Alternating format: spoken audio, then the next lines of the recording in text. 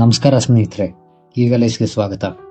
ಇವತ್ತಿನ ನಮ್ಮ video topic ಬಂದು ಬೆಂಗಳೂರು ಸಬರ್ಬನ್ ರೈಲು. ಸೊ ಈ ಹಿಂದೆ ನಾವು ಇದ್ರ ಬಗ್ಗೆ ವಿಡಿಯೋ ಮಾಡಿದ್ವಿ. ಸೊ ಈಗ ಒಂದು ಹೊಸ ನ್ಯೂಸ್ ಬಂದಿದೆ ಇದ್ರ ಬಗ್ಗೆ. ಏನಂತ ಅಂದರೆ L&T ಅವರು, ಅಂದರೆ L&T ಅನ್ನೋ ಒಂದು ಕಂಪನಿ ಈ ಪ್ರಾಜೆಕ್ಟ್ನ ಕಾಂಟ್ರಾಕ್ಟ್ ತೊಗೊಂಡಿತ್ತು. ಆ ಕಂಪನಿಯವರು ಈಗ ಕಾಂಟ್ರಾಕ್ಟ್ನ ಟರ್ಮಿನೇಟ್ ಮಾಡಿದ್ದಾರೆ. ಸೊ ಈ ಕೆ ರೈಡ್ L&T ಇದ್ರ ಬಗ್ಗೆ ಎಲ್ಲ ಇನ್ ಡೀಟೇಲ್ ಆಗಿ ಇವತ್ತಿನ ವಿಡಿಯೋದಲ್ಲಿ ತಿಳ್ಕೊಳ್ಳೋಣ. ಸೊ ಕೆ ರೈಡ್ ಅನ್ನೋದು ಒಂದು ಬಂದು ಇಂಡಿಯನ್ ರೈಲ್ವೇಸ್ ಮತ್ತು ಕರ್ನಾಟಕ ಗೌರ್ಮೆಂಟ್ನ ಪಾರ್ಟ್ನರ್ಶಿಪ್ಪಲ್ಲಿ ನಡೀತಾ ಇರುವಂಥ ಒಂದು ವೆಂಚರು. ಸೊ ಅದರಲ್ಲಿ 51% ಇಂಡಿಯನ್ ರೈಲ್ವೇಸ್ ಅವ್ರದ್ದು, 49% ಸ್ಟೇಟ್ ಗೌರ್ಮೆಂಟ್ದು. ಸೊ ಈ ಪ್ರಾಜೆಕ್ಟಲ್ಲಿ ಏನು ಅಂತ ಅಂದರೆ ರೈಲ್ವೆ ಲೈನ್ಸ್ನ ಬಳಸಿ ಸಿಟಿ ಸುತ್ತ ಕನೆಕ್ಟಿವಿಟಿಯನ್ನು ಪ್ರೊವೈಡ್ ಮಾಡೋವಂಥದ್ದು. ಈ ಹಿಂದೆ ಇದ್ರ ಬಗ್ಗೆ ವಿಡಿಯೋ ಮಾಡಿದ್ದೀವಿ. ಈ ಪ್ರಾಜೆಕ್ಟ್ ಅಂಡರ್ ಒಟ್ಟು 4 ಲೈನ್ ಬರುತ್ತೆ. ಈ 4 ಲೈನುಗಳು ಹೆಸರು ಬಂದು ಸಂಪಿಗೆ, ಮಲ್ಲಿಗೆ, ಪಾರಿಜಾತ, ಕನಕ ರೀಜನಲ್ ಫ್ಲವರ್ ಹೆಸರುಗಳು, ಅಂದರೆ ಲೋಕಲ್ ಹೂ ಹೆಸರಲ್ಲಿ ಇಟ್ಟಿದ್ದಾರೆ ಈ 4 ಲೈನ್ನ. ಒಟ್ಟು ಸ್ಟೇಷನ್ ಬಂದು 69, ಒಟ್ಟು ಲೆಂತ್ ಬಂದು 160 ಕಿಲೋಮೀಟರು. ಸೊ ಇದು ಶುರು ಆಗೋದು ಬಂದು 2027 ಮಾರ್ಚು. ಸೊ ಸುಮಾರು ಇನ್ನೂ 1.5 ವರ್ಷದಲ್ಲಿ ಇದು ಓಪನ್ ಆಗುತ್ತೆ ಅಂತ ಈಗ ಹೇಳ್ತಾ ಇದ್ದಾರೆ. ಸೊ ಇದು ಫಸ್ಟ್ ಪ್ರಪೋಸ್ ಮಾಡಿದ್ದು ಬಂದು 2019. ಆದರೆ ಲಾಸ್ಟ್ ಒಂದು 40 ತಿಂಗಳಿಂದ ಇದಕ್ಕೆ ಅಪ್ರೂವಲ್ ಸಿಕ್ತು. ಸೊ ಈಗ ಅಪ್ರೂವಲ್ ಸಿಕ್ಕ ನಂತರ ಈ ಪ್ರಾಜೆಕ್ಟ್ನ ಕಾಂಟ್ರಾಕ್ಟ್ ಕೊಟ್ಟಿದ್ರು. ಸೊ ಈ ಪ್ರಾಜೆಕ್ಟ್ ಕಾಂಟ್ರಾಕ್ಟ್ ತೊಗೊಂಡಿದ್ದು ಬಂದು L&T ಅವರು. ಈ L&T ಅನ್ನೋ ಒಂದು ಕಂಪ್ನಿ ಬಂದು ಸಿಕ್ಕಾಪಟ್ಟೆ ಒಂದು ದೊಡ್ಡ ಕಂಪ್ನಿ. ಆಲ್ ಓವರ್ ಇಂಡಿಯಾ ಇವರು ಇನ್ಫ್ರಾಸ್ಟ್ರಕ್ಚರ್ ಪ್ರಾಜೆಕ್ಟ್ಸ್ನ ಮಾಡ್ತಾರೆ. ಆ್ಯಂಡ್ ಇವ್ರು ಮಾಡೋವಂಥ ಪ್ರಾಜೆಕ್ಟ್ಸ್ಗಳು one of the most successful ಪ್ರಾಜೆಕ್ಟ್ಸೇ ಮಾಡೋದು ಇವರು. ಆ್ಯಂಡ್ ಇವ್ರು ಮಾಡೋವಂಥ ಪ್ರಾಜೆಕ್ಟ್ಸಲ್ಲಿ ನೀವು ಯಾವುದೇ ರೀತಿಯಾದ ಲೂಪ್ ಹೋಲ್ಸ್ಗಳು ಅಥವಾ ಯಾವುದೇ ರೀತಿಯಾದ ಕಾಂಟ್ರವರ್ಸಿಗಳು ಇರಲ್ಲ. So one of the most reputed company, ಅವ್ರಿಗೆ ಈ ಕಾಂಟ್ರಾಕ್ಟ್ ಹೋಗುತ್ತೆ. ಸೊ ಈಗೇನು ಈ L&T ಅವರು ಕಾಂಟ್ರಾಕ್ಟ್ ಟರ್ಮಿನೇಟ್ ಮಾಡಿದ್ದಾರೆ, ಈ ಸಬರ್ಬನ್ ರೈಲ್ ಏನಾಗುತ್ತೆ, ಕೆ ರೈಡ್ ಅನ್ನೋ ವೆಂಚರ್ ಇರುತ್ತಾ, ನಮಗೆ ಈ ಸಬರ್ಬನ್ ರೈಲ್ ಯಾವಾಗ ಓಪನ್ ಆಗುತ್ತೆ, ಇದ್ರ ಬಗ್ಗೆ ಎಲ್ಲ ತಿಳ್ಕೊಳ್ಳೋಣ. ಸೊ ಮೊದಲಿಗೆ ಏನು ನಾವು ಮಾತಾಡಿದ್ವಲ್ಲ ಈ 4 ಲೈನು, ಸೊ ಇದರಲ್ಲೇ ಒಂದಷ್ಟು ಪ್ರಾಬ್ಲಮ್ಸ್ಗಳಿದೆ. ಸೊ ಆ ಪ್ರಾಬ್ಲಮ್ಸ್ಗಳನ್ನ ನಾವು ಆಲ್ರೆಡಿ ಅಡ್ರೆಸ್ ಮಾಡಿ ಒಂದು ವಿಡಿಯೋದಲ್ಲಿ ಮಾತಾಡಿದ್ದೀವಿ. ಆ ವಿಡಿಯೋನ ಲಿಂಕ್ ಡಿಸ್ಕ್ರಿಪ್ಷನಲ್ಲಿ ಹಾಕಿರ್ತೀವಿ.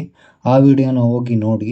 ಸೊ ಅವಾಗ ನಿಮ್ಗೆ ಗೊತ್ತಾಗುತ್ತೆ ಈ ಪ್ರಾಜೆಕ್ಟಲ್ಲಿ ಇರೋವಂಥ ಇದು ಬಿಟ್ಟು ಇನ್ನೂ ಏನೇನು ಈ ಪ್ರಾಜೆಕ್ಟಲ್ಲಿ ಪ್ರಾಬ್ಲಮ್ಸ್ ಇದೆ ಅಂತ. ಸೊ ವಾಪಸ್ ಈಗ ರೀಸೆಂಟ್ ನ್ಯೂಸಿಗೆ ಬಂದರೆ, ಸೊ L&T ಕಂಪ್ನಿಯವ್ರಿಗೆ ಏನು ಬೇಕು ಅಂತ ಅಂದರೆ ಪ್ರೈಸ್ ರಿವಿಷನ್. ಅಂದರೆ ಇವಾಗೇನು 17 ಕಿಲೋಮೀಟ್ರು ಒಂದು ಲೈನ್ ಇದೆ ಅಂತ ಅಂದ್ಕೊಳ್ಳಿ, ಅದಕ್ಕೆ 400 ಕೋಟಿ ಬಜೆಟ್ ಅಲಾಟ್ ಮಾಡಿದ್ದಾರೆ. ಸೊ 2 ಅಥವಾ 3 ವರ್ಷದಿಂದ ಆ ಬಜೆಟ್ ಅಲಾಟ್ ಆಗಿರೋದು. ಸೊ ಆ ಬಜೆಟ್ ಅಕಾರ್ಡಿಂಗೆ ಎಲ್ಲ ಕೆಲಸ ಮುಗಿಸಿ ಪ್ರಾಜೆಕ್ಟ್ನ ಹ್ಯಾಂಡ್ ಓವರ್ ಮಾಡಬೇಕು. ಎಲ್ಲೇ ನಿಮಗೆ ಎಕ್ಸ್ಟ್ರಾ ದುಡ್ಡಾಗಲಿ ಅಥವಾ ಇನ್ನೊಂದು ಸ್ವಲ್ಪ ಅದು ಕಾಸ್ಟ್ ಇನ್ಕ್ರೀಸ್ ಆಯಿತು ಅಂತ ಇವರು ಕಾಸ್ಟ್ನ ಜಾಸ್ತಿ ತೋರಿಸಿ ನಮಗಿನ್ನೂ ಫಂಡ್ ರಿಲೀಸ್ ಮಾಡಿ ಅಂತ ಕೇಳೋಕ್ಕಾಗಲ್ಲ. ಸೊ ಇದ್ರ ಪ್ರಕಾರ ಏನು ಅಂತಂದರೆ 400 crores 17 ಅಥವಾ 19 ಕಿಲೋಮೀಟ್ರ್ ಏನು ಕಾರಿಡಾರ್ ಇದೆ ಅದನ್ನು ಮುಗಿಸ್ಬೇಕು. ಸೊ ಈಗ L&T ಅವ್ರಿಗೆ ಅದೇ ಮೇನ್ ಪ್ರಾಬ್ಲಮ್ ಆಗಿರೋದು. ಅವ್ರು ಏನಂತ ಕೇಳ್ತಾ ಇದ್ದಾರೆ, ನಮಗೆ ಈ ECP ಮಾಡಲು, ಸೊ ಈ ಥರ ಏನು ಫಿಕ್ಸ್ಡ್ ಬಜೆಟಲ್ಲಿ ಮಾಡುವಂಥ ಮಾಡೆಲ್ ಕಾಂಟ್ರಾಕ್ಟ್ಗಳನ್ನ ECP ಮಾಡಲ್ ಅಂತಾರೆ. ಸೊ ಈ ಥರ ECP ಮಾಡಲು, ಫಿಕ್ಸ್ಡ್ ಕಾಸ್ಟ್ ECP ಮಾಡಲ್ ನಮಗೆ ಬೇಡ. ಅದರ ಬದಲು ಬಿಲ್ ಆಫ್ ಕ್ವಾಂಟಿಟೀಸ್ BOQ ಮಾಡಲ್ಗೆ ಈ ಕಾಂಟ್ರಾಕ್ಟ್ನ ಚೇಂಜ್ ಮಾಡಿ ಅಂತ ಕೇಳ್ತಾ ಇದ್ದಾರೆ. ಸೊ ಈ ಕಾಂಟ್ರಾಕ್ಟು ಏನಕ್ಕೆ ಚೇಂಜ್ ಮಾಡಿ ಅಂತ ಕೇಳ್ತಾ ಇದ್ದಾರೆ ಅಂತ ನಾವು ಈಗ ಆಲ್ರೆಡಿ ಹೇಳ್ತಾ ಇದ್ದೀವಿ. ಪ್ರಾಜೆಕ್ಟ್ ಡಿಲೇ ಆಗ್ತಾ ಇದೆ. ಅದಾದ ನಂತರ ಈ ಸಿಮೆಂಟ್ ಇರ್ಬೋದು, ಸ್ಟೀಲ್ ಇರ್ಬೋದು, ಇದರೆಲ್ಲ ಕಾಸ್ಟ್ ಜಾಸ್ತಿ ಆಗ್ತಾ ಇರೋದ್ರಿಂದ, ಅದಾದ್ಮೇಲೆ ಮ್ಯಾನ್ ಪವರ್ ಕಾಸ್ಟ್ ಕೂಡ ಜಾಸ್ತಿ ಆಗ್ತಾ ಇರೋದ್ರಿಂದ L&T ಅವರು ಇದು ಕೇಳ್ತಾ ಇದ್ದಾರೆ. ಸೊ ಅದಕ್ಕೆ ಆ ಒಂದು ಕಾರಣದಿಂದನೇ ಟರ್ಮಿನೇಟ್ ಮಾಡಿದ್ರೆ ಇಲ್ಲ. ಸೊ ಏನು ಅಗ್ರಿಮೆಂಟ್ ಅಥವಾ ಕಾಂಟ್ರಾಕ್ಟ್ ಪ್ರಕಾರ ಏನು ಅಂತಂದರೆ 2026 ಸೆಪ್ಟೆಂಬರ್ ತನಕ ಈ ಕಾಂಟ್ರಾಕ್ಟ್ ವ್ಯಾಲಿಡ್ ಇರೋದು.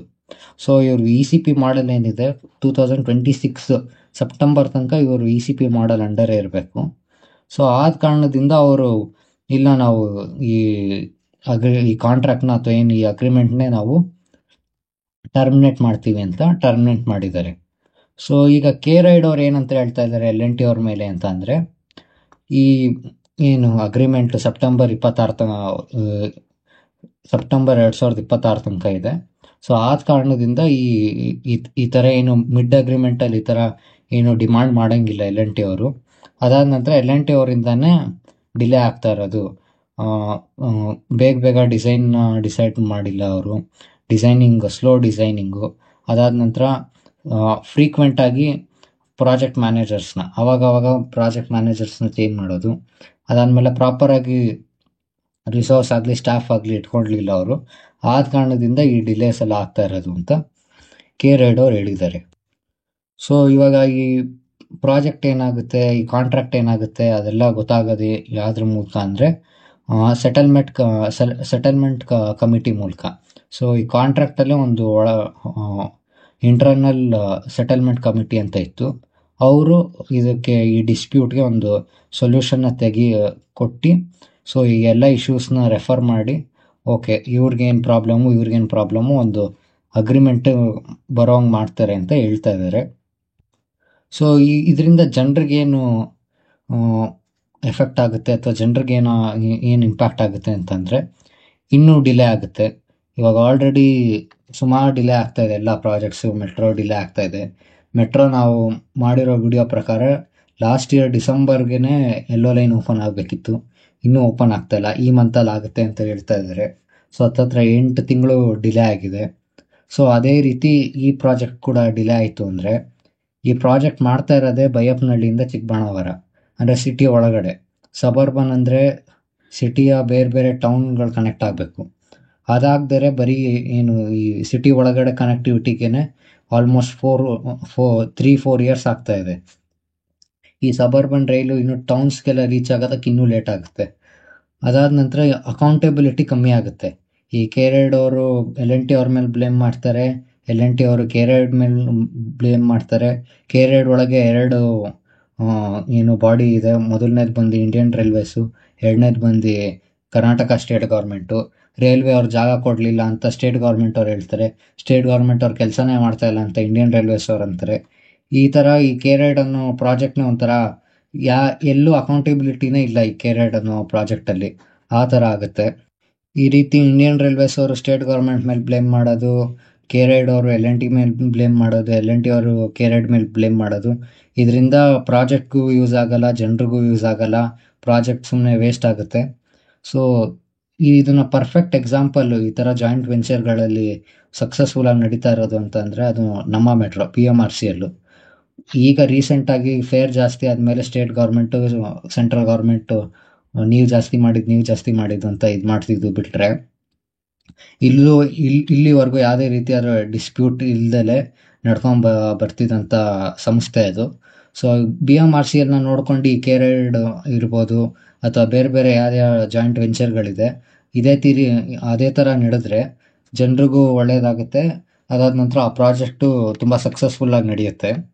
ಸೊ ಈಗ ಯಾವುದು ಈ ಪ್ರಾಜೆಕ್ಟ್ ಬಗ್ಗೆ ಮಾತಾಡ್ತಾ ಇದ್ದೀವಲ್ಲ, ಇದು 26 ಮುಗಿಬೇಕಿತ್ತು.